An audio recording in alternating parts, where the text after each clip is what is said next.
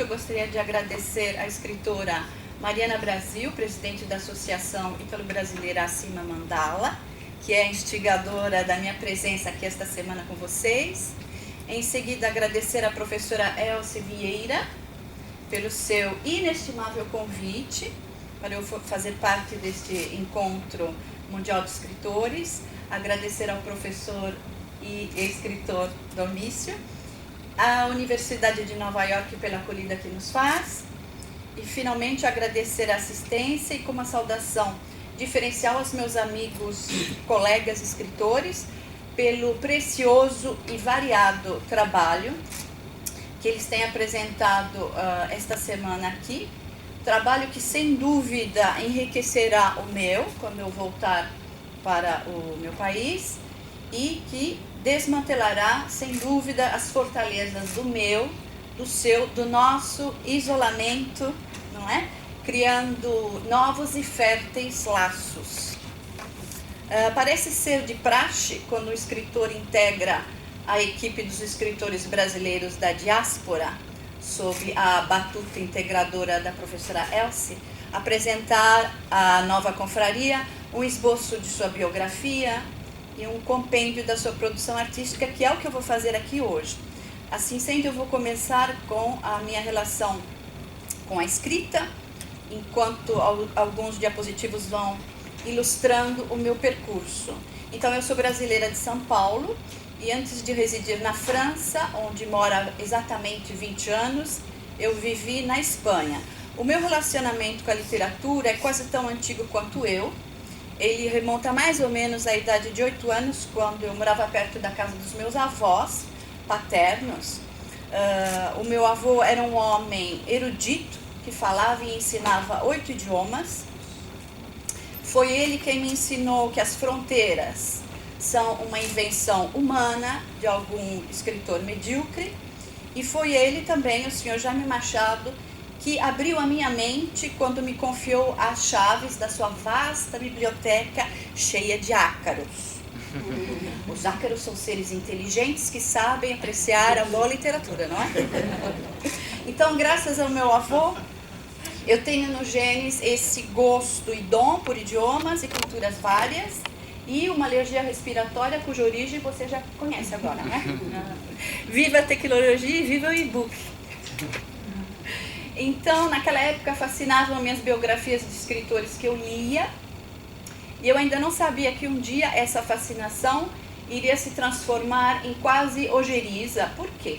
Por causa das inúmeras biografias que eu tenho que escrever a cada vez que eu participo de um evento, em todos esses idiomas, né? Às vezes é num formato, às vezes é num outro, e mantê-las atualizadas é algo bastante cansativo. Então eu aproveito o ensejo para dizer que eu estou precisando de pelo menos 2 agentes literários, por favor, se alguém se habilita. O meu primeiro prêmio literário ele ocorreu muito cedo, foi com a idade de 10 anos, quando eu participei de um concurso promovido pela Secretaria de Educação do Estado de São Paulo, e eu escrevi um trabalho em prosa sobre o meio ambiente. Já naquela época, estas questões me preocupavam. Logo, aos 15 anos, foi um poema meu que passou numa emissora de rádio pela primeira vez, em condições fúnebres, já que era uma espécie de requiem para uma amiga minha de infância, Rossana Tadeu Vitucci, que havia sido atropelada quando ia para minha casa para tomar aula de matemática. Então, eu comecei oficialmente na poesia através de uma morte, que foi para mim o meu nascimento oficial. O segundo prêmio veio mais tarde, em 2010, pelos meus haikais em português, no concurso no Rio de Janeiro. E o terceiro, o mais importante, e do qual eu estou muito orgulhosa, é um prêmio internacional, que é o prêmio de melhor autor estrangeiro 2014 da União Internacional da Imprensa Francófona de Mônaco, gente. Olha o Brasil indo longe. E esse reconhecimento literário, para mim, confirmou o meu plágio, adágio.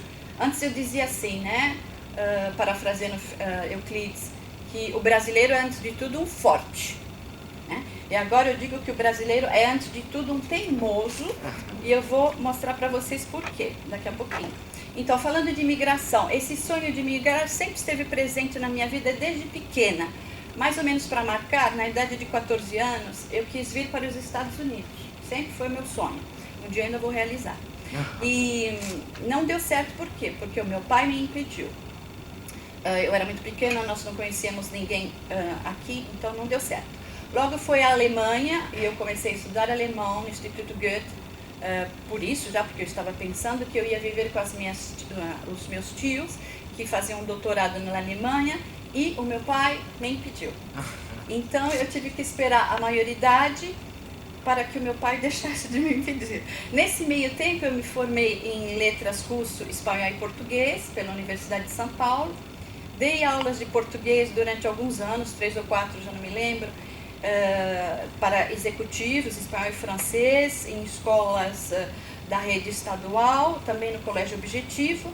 E dentre as inúmeras bolsas de estudo que eu recebi de governos da América do Sul e da Europa, uma delas, em 1992, me levou ao país do Dom Quixote para finalmente ir ao país da Madame Bovary, onde eu fiz o meu mestrado e o meu doutorado.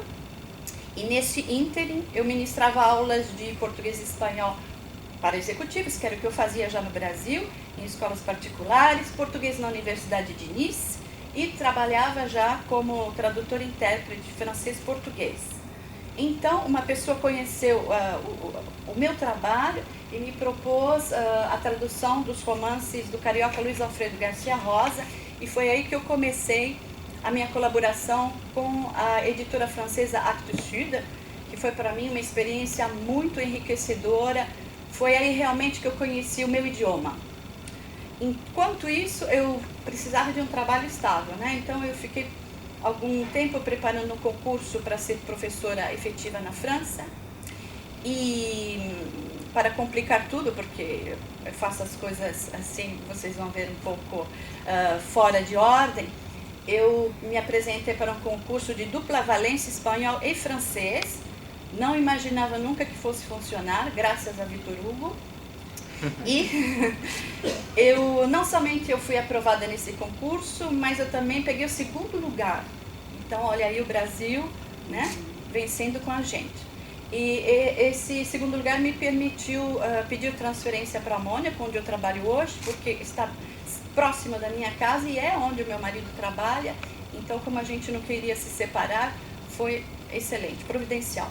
No meio do caminho, não havia uma pedra, não. Já com esse emprego estável, eu decidi colocar esse trabalho de tradutor em stand-by por 7 anos, porque eu falei assim, agora eu vou publicar as minhas obras, né?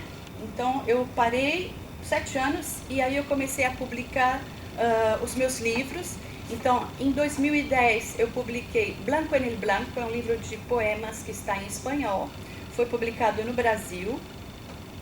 Depois, eu publiquei com aqueles... Escrito originalmente em qual língua? Escrito originalmente em espanhol. Depois, eu publiquei... foi um período difícil da minha vida, que eu quis voltar para o Brasil e não encontrei mais um lugar. Então, eu escrevi Locus Brasilis, que também está escrito originalmente em espanhol, e foi publicado e apresentado no Peru em 2012, na Feira do Livro. E eu gosto muito dele porque ele conta um pouquinho essa história, né, de querer voltar e não encontrar mais o seu lugar. Depois, talvez na mesma linha, né, Succès Intime, escrito originalmente então em francês, que é um livrinho, uma gracinha, um objeto de arte, com ilustrações do brasileiro Rogério Suda, que é um livro de poesia também, que está dedicado à família.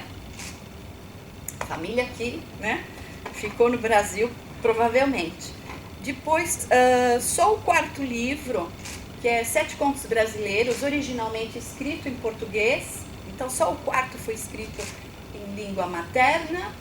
Ele saiu primeiro, por isso que eu dizia que eu faço tudo fora da ordem. Ele saiu primeiro, Siete Cuentos Brasileiros, 7 Brazilian Short Tales, publicado aqui em Nova York e apresentado em fevereiro na livraria Barco de Papel, no Bronx, acho que é, no Bronx, e também no Centro Espanhol. E ele vai sair agora este mês no Brasil. Aí, como não era pouco, então eu decidi ser editora e eu criei Les Éditions des Trois Rivages, na França. E essa antologia é fruto de uma conferência, uma leitura poética que vários poetas fizeram na Maison d'Amérique Latine, a Paris. E eu decidi, então, de publicar o livro, que é uma homenagem poética a um dos maiores poetas de língua castelhana, que é o César Vallejo, que é peruano. E esta antologia reúne poemas de 6 autores latino-americanos contemporâneos e foi, então, juntamente com este livro, apresentada na Feira do Livro de Lima, agora dias 1 e 2 de agosto. O meu próximo livro, ele já está pronto, por isso que eu falei de agente literário. Realmente eu estou precisando de um agente literário. É um romance brasileiro que se chama Brasil Aventura Interior, cujo segundo volume já está em gestação. Então ele está prontinho, deve sair o ano que vem. E se não sair com um editor sério, eu publicarei eu mesma, porque a gente tem que fazer nós mesmos, né? Todo esse trabalho desde a criação até a publicidade. E o meu objetivo mais tarde seria que ele seja adaptado ao cinema. Tá? Vou falar rapidamente dos meus temas. Eu passei a minha infância lendo contos, as lendas dos irmãos Grimm, lia e relia. Foi uma das únicas coleções que eu trouxe do Brasil. E também lendas do folclore do Brasil, que eu gostava bastante. E quando eu estava na USP, eu entrei em contato com a literatura russa, entrei em contato com a literatura hispano-americana do boom dos anos 60, e é por isso que a minha escrita está bastante enveredada pelos caminhos da literatura fantástica. Tá? Eu me interesso por temas terrestres, mas sobretudo temas extraterrestres. Tá? Eu acho que é algo que falta na literatura. Então vamos fazer. A esta altura da minha apresentação, vocês já sabem o porquê da frase, né? Helena Machado, uma escritora transnacional.